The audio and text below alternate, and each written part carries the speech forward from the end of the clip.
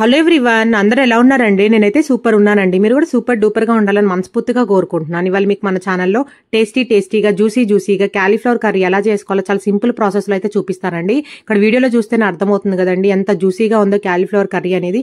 చాలా సింపుల్ గా కూడా చేసుకోవచ్చు అండి. ఇప్పుడు మనకి ఎక్కడ చూసినా క్యాలీఫ్లవర్ దొరుకుతుంది కాబట్టి ఇలా క్యాలీఫ్లవర్ తీసుకొచ్చుకొని ఇలా సింపుల్ గా అయితే కర్రీ చేసుకోండి. ఈ కర్రీ అనేది రైస్ లోకి, రోటీస్ లోకి, వెజ్ బిర్యానీస్ లోకి దేంట్లోకైనా చాలా బాగుంటుంది. ఇంకా లేట్ చేయకుండా రెసిపీ ప్రాసెస్ ఏంటో చూసేద్దామా. ముందుగా అయితే ఒక మీడియం సైజ్ క్యాలీఫ్లవర్ అయితే తీసుకొచ్చుకొని అలా మంచిగా ఒకసారి అయితే వాష్ చేసుకొని ఇలా మీడియం సైజ్ ముక్కలుగా కట్ చేసుకోండి. మనం ఉడికేసరికి ముక్క అనేది కరెక్ట్ సైజ్ ఉంటుందండి. సో మీకు తినేదాన్ని బట్టి అయితే మీరు చూసుకొని కట్ చేసుకోండి.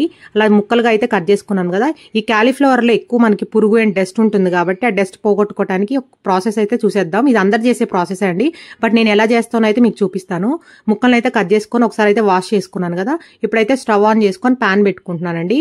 ప్యాన్ కొంచెం అలా హీట్ అయిన తర్వాత దాంట్లో ముక్క మునిగే అంత అయితే వాటర్ పోసుకోండి. మన దగ్గర ఎంత క్వాంటిటీ ఉందో మనకు తెలుస్తుంది కాబట్టి దానికి తగ్గట్టు అయితే బౌల్ పెట్టుకోండి. ఇక ముక్క మునిగే అంత అయితే వాటర్ పోసేసుకొని దాంట్లో కొంచెం పసుపు, కొంచెం ఉప్పు వేసుకోండి అండ్ కొంచెం లైట్ గా ఆయిల్ వేసుకోండి. ఈ మూడు వేసుకోవటం వల్ల ముక్క అనేది ఎక్కడా స్మాష్ అవ్వకుండా కరెక్ట్ గా కుక్ అయ్యి ముక్క అనేది షైనీగా ఉంటుంది ఉడికిన తర్వాత కూడా. ఇప్పుడు మనకి వాటర్ అనేది బాగా బాయిల్ అవ్వడానికి పైన మూత పెట్టేశానండి. మూత పెడితే మనకి వాటర్ అనేవి త్వరగా బాయిల్ అవుతాయి. ఇప్పుడు మనకి చూసారా వాటర్ బాయిల్ అవుతున్నాయి కదా. అలా బాయిల్ అవుతున్నప్పుడే మనకి కట్ చేసుకొని వాష్ చేసుకున్న ముక్కలను అయితే దాంట్లో వేసేసుకోండి. చిన్నగా వేసుకోండి, మళ్ళీ వాటర్ అనేది చిందుతుందండి. బిగినర్స్ కి చెప్తున్నాను. కొంచెం బాగా ముక్కలు అనేవి అలా కలిపేసుకోండి. అలా కలిపేసుకుంటే మనకి మొత్తం ఈవెన్ గా అయితే కుక్ అవుతాయి. చూసారు కదా, అలా అయితే ఒకసారి కలిపేసుకుందాం. ఇప్పుడు మనకి ఒక 2-3 తెరులు రావాలండి. అంటే వీడియోలో చూపిస్తున్నట్టు అలా తెరులు వస్తే మనకి ముక్కలో మొత్తం ఏదైనా డస్ట్ ఉన్నా కూడా పోతుంది. అందుకే అక్కడైతే అట్లా బాయిల్ చేస్తున్నాను. ఒక 2-3 తెరులు వచ్చిన తర్వాత అయితే స్టవ్ ఆఫ్ చేసేసుకొని మూత పెట్టేసుకోండి. అప్పుడు ముక్క అనేది కొంచెం మగ్గుతుంది. అప్పుడు మనకి ఈజీగా కూడా కుక్ అయిపోతుంది, ఎక్కడ క్రంచీగా ఉండకుండా. చూసారా అనేది ఎంత మంచిగా కుక్ అయిపోయిందో. ఇప్పుడైతే స్టవ్ ఆఫ్ చేసేసుకొని ఒక పక్కన పెట్టేసుకుందాం. ఇప్పుడు ఇంకా నెక్స్ట్ ప్రాసెస్ ఏంటో చూసేద్దామా. ఇప్పుడైతే దీనికోసం ఒక పెద్ద క్యాలీఫ్లవర్ కి అయితే ఒక 3 ఉల్లిపాయలు, 2 టమాటాలు అండ్ 2 పచ్చిమిర్చాయలు అయితే కరెక్ట్ గా సరిపోతాయండి. ఎక్కడ ఎక్కువ అవ్వదు తక్కువ అవ్వదు, గ్రేవీగా ఉంటుంది. ఇప్పుడైతే ముక్కలను అయితే అలా చిన్న ముక్కలుగా అయితే కట్ చేసుకుంటున్నానండి. కొంచెం ఇది మసాలా కర్రీ కాబట్టి ముక్కలు అనేవి చిన్న ముక్కలుగా కట్ చేసుకోండి. అప్పుడు మనకి గ్రేవీగా ఉంటుంది. ఇప్పుడు ఉల్లిపాయ ముక్కలు, పచ్చిమిర్చి ముక్కలు అండ్ టమాటా ముక్కలు అయితే బాగా పండిన టమాటా అయితే బాగుంటుందండి, త్వరగా మగ్గిపోతుంది. కర్రీ అనేది కొంచెం రెడ్ గా ఉంటుంది. ఇప్పుడు అల్లం వెల్లుల్లి పేస్ట్ అలా దంచేసుకుందామండి. అల్లం వెల్లుల్లి పేస్ట్ అనేది కొంచెం కచ్చాపచ్చాగా దంచుకోండి. క్యాలీఫ్లవర్ లోకి కచ్చాపచ్చాగా దంచుకుంటే బాగుంటుంది. ఆరెల్స్ మీరు సన్న ముక్కలుగా కట్ చేసుకోవచ్చు అల్లం వెల్లుల్లి అనేది. అలా కచ్చాపచ్చాగా దంచుకుని అల్లం వెల్లుల్లి కూడా పక్కన పెట్టేసుకొని ఇప్పుడు మళ్ళీ స్టవ్ ఆన్ చేసుకొని ఒక బాండీ అయితే పెట్టుకున్నానండి. బాండీ హీట్ అయిన తర్వాత ఒక 2 స్పూన్స్ అయితే ఆయిల్ వేసుకోండి. ఆయిల్ హీట్ అయిన తర్వాత పోపు దినుసులు అయితే అసలు వేయకండి. క్యాలీఫ్లవర్ కర్రీలోకి పోపు దినుసులు వేస్తే కాంబినేషన్ అంత మంచిగా ఉండదు. సో ఆయిల్ అలా హీట్ అయిన తర్వాత 1 స్పూన్ అయితే జీలకర్ర వేసుకున్నానండి. జీలకర్ర కూడా మంచిగా ఫ్రై అయిన తర్వాత దాంట్లో కట్ చేసి పెట్టుకున్న ఉల్లిపాయ ముక్కలు అండ్ పచ్చిమిర్చి ముక్కలు వేసుకున్నానండి. పచ్చిమిర్చి ముక్కలు అలా చీలికలుగానే కట్ చేసుకోండి, బాగుంటుంది. ఇప్పుడు ఉల్లిపాయలు అండ్ పచ్చిమిర్చి మగ్గటానికి కొంచెం పసుపు, కొంచెం ఉప్పు అయితే వేసుకోవచ్చు అండి. అక్కడ నేను పసుపు వేసుకోలేదు, ఎందుకంటే క్యాలీఫ్లవర్ లోనే కొంచెం ఎక్కువ వేసాను కాబట్టి పసుపు అనేది యూజ్ చేయలేదు. మీరు కావాలనుకుంటే అక్కడ పసుపు వేసుకోండి, అక్కడ కొంచెం ఉప్పు వేసుకొని ఒకసారి అలా కలిపేసుకొని దంచి పెట్టుకుని అల్లం వెల్లుల్లి పేస్ట్ అయితే వేసుకున్నానండి. ఇప్పుడు అల్లం వెల్లుల్లి పేస్ట్ కొంచెం ఫ్రై అవుతున్నప్పుడే దాంట్లో కొంచెం కరివేపాకు అండ్ కొంచెం కొత్తిమీర అయితే ఇక్కడ వేసుకోండి. ఎవరు స్కిప్ చేయొద్దండి. ఈ కరివేపాకు, కొత్తిమీర అనేది ఇక్కడ వేసుకుంటే మనకి ఫ్లేవర్ఫుల్ గా చాలా బాగుంటుంది కర్రీ అనేది.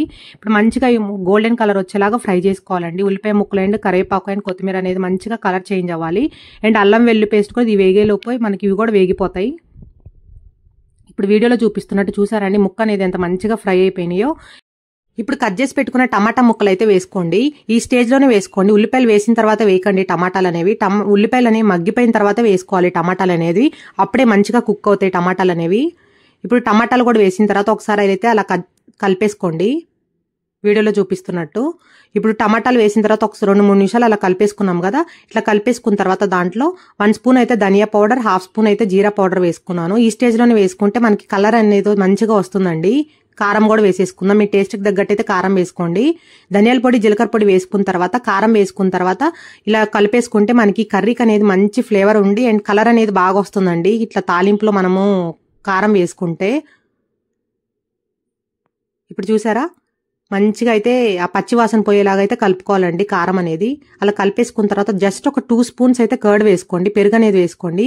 ఈ పెరుగు మంచి ఫ్లేవర్ ఇస్తుందండి క్యాలీఫ్లవర్ కర్రీకి. నాకు తెలిసి చాలా మంది పెరుగు యాడ్ చేయరు కదా, బట్ ఇక్కడ ఒక్కసారి అయితే పెరుగు యాడ్ చేయండి. బట్ తినని వాళ్ళకైతే చెప్పకండి, చెప్పకుండా అయితే కర్రీ చేసి పెట్టండి. చాలా జ్యూసీగా ఎలా వచ్చిందని అయితే అడుగుతారు. ఈ పెరుగు అనేది వేసుకోవటం వల్ల ముక్క అనేది చాలా సాఫ్ట్ గా జ్యూసీగా ఉంటుందండి. పెరుగు అసలు తినని వాళ్ళు ఈ స్టేజ్ లో కొబ్బరి పాలు పోసుకోండి, అలా పోసుకున్నా కూడా బాగుంటుంది ఆప్షనల్ గా. ఇప్పుడు చూసారా, పెరుగు అనేది బాగా మగ్గటానికి మూత అయితే పెట్టుకున్నామండి. ఇలా మగ్గించుకుంటే ముక్కలకి బాగా పడుతుందండి. ఇప్పుడు చూసారండి, పెరుగు అనేది బాగా మగ్గిపోయి ముక్కలకి పట్టి మనకి ఇక్కడ గ్రేవీ లాగా వచ్చింది కదా. అలా అయితే ముక్క అనేది టమాటా ముక్కలు కొంచెం మీకు అక్కడక్కడ తలుగుతుంటే అలా గంటతో పాటు అలా నలిపేసుకోండి. మీకు ముక్కలుగా ఉన్న ఇష్టమైతే అలా ఉంచేసుకోండి, నలపవసరం లేదు. నేనైతే అలా కర్రతో అయితే అలా నలుపుకుంటున్నానండి చెంచాతో. ఇప్పుడైతే ఒకసారి మళ్ళీ మూత పెట్టేసుకున్నాం, ఎందుకంటే ముక్కలు అనేవి కొంచెం ఇంకా అక్కడక్కడ గట్టిగా ఉన్నాయి కాబట్టి మూత పెట్టేసుకున్నాను. ఇప్పుడు మూత పెట్టేసుకొని పైకి ఆయిల్ వచ్చింది చూసారా, అలా ఆయిల్ వచ్చినప్పుడు 1/2 స్పూన్ అయితే గరం మసాలా వేసుకున్నానండి. మీ దగ్గర గరం మసాలా పౌడర్ లేకపోతే ధనియాలు, జీలకర్ర అండ్ 1 ఇంచు దాల్చిన చెక్క అండ్ 2 లవంగాలు, ఇలాచి వేసుకోండి. అవి మంచిగా ఫ్రై చేసుకునేటప్పుడు కొబ్బరి కూడా వేసుకొని ఒకసారి పౌడర్ చేసేసుకొని, ఆ పౌడర్ అనేది కరెక్ట్ గా మనం కారం వేసుకుంటాం కదా ఆ స్టేజ్ లో వేసుకోండి ఆ పౌడర్ అనేది. అప్పుడు మనకు గరం మసాలా స్పెషల్ గా వేసే పని ఉండదు, మొత్తం కరెక్ట్ గా సరిపోతుంది. ఇప్పుడు క్యాలీఫ్లవర్ ముక్కలు కూడా వేసుకొని ఒకసారి అయితే మొత్తం అలా కలిపేసుకోండి. అంటే క్యాలీఫ్లవర్ ముక్కలకు మొత్తం పట్టాలి మనం వేసిన మసాలా అనేది. వేసి ఒకసారి కలిపేసుకొని జస్ట్ కొంచెమే వాటర్ పోసుకోండి కన్సిస్టెన్సీ కోసం, ఎక్కువ వాటర్ పోసుకోకండి. జస్ట్ ఒక చిన్న గ్లాస్ వాటర్ పోసుకొని మూత పెట్టేసుకోండి కలుపుకుండా.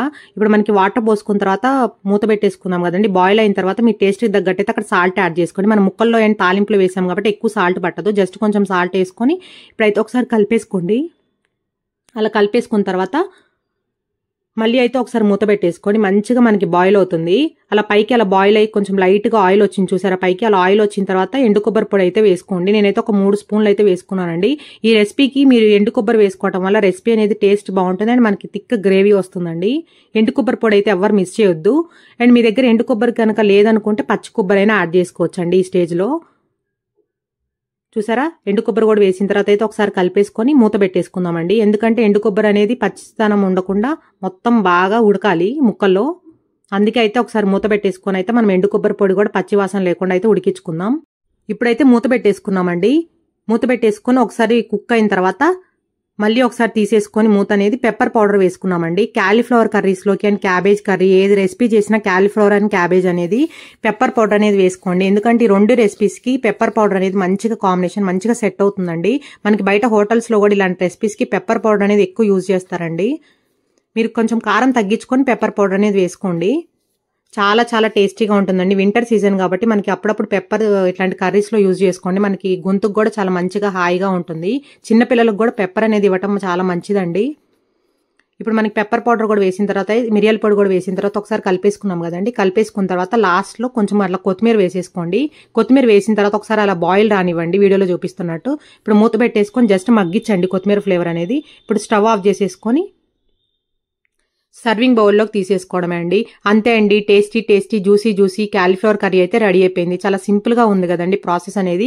ఎప్పుడు మీరు పెరుగు అయితే చేసి ఉండరండి ఇలా వేసి, ఒకసారి అయితే ఇలా పెరుగుతో క్యాలీఫ్లవర్ కర్రీ అనేది చేసుకోండి. చాలా చాలా టేస్టీగా ఉంటుంది.